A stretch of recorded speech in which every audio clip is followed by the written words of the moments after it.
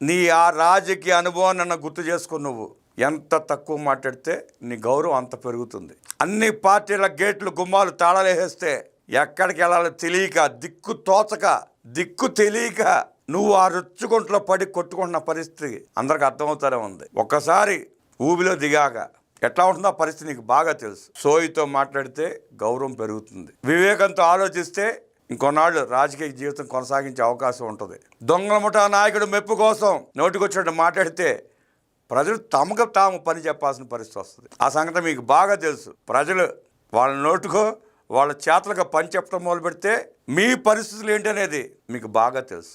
బొత్స సత్యనారాయణకి, కన్నబాబుకి ఇవాళ రాష్ట్రంలో జరుగుతున్న అభివృద్ధి కనపడదు. 23 లక్షల కోట్ల రూపాయలు పెట్టుబడి వస్తున్న సంగతి వాళ్ళకి కనపడదు. రోడ్లు బాగుపడుతున్న పరిస్థితి వాళ్ళకి కనపడదు. పోలవరం వడివడిగా అడుగులు వేస్తున్న పరిస్థితి వాళ్ళకి కనపడదు. అమరావతి శరవేగంగా పనులు జరుపుకున్న తీరు వాళ్ళకి కనపడదు. రాయలసీమకు వస్తున్న పరిశ్రమలు వాళ్ళకి కనపడవు. వాళ్ళిద్దరి కళ్ళు జగన్మోహన్ రెడ్డి అనే మాయ పొరతో కప్పబడి ఉన్నాయి. ఆ పొరలు తొలగించుకుని చూస్తే కనపడుద్ది.